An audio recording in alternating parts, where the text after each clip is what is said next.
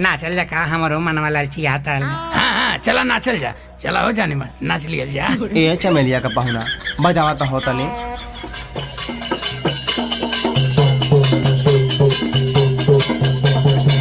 हाय दे या जाने मन या तनी बाबूला आके बजाओ था। आओ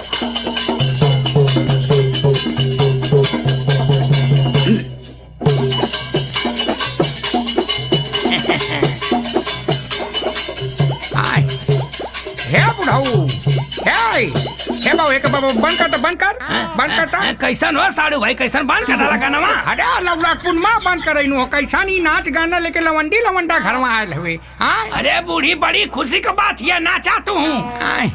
लगा था बुढ़वा का बाबा सिरिया पठरिया सही हो गई का, लगा था वही खुशी में लवंडी लवंडी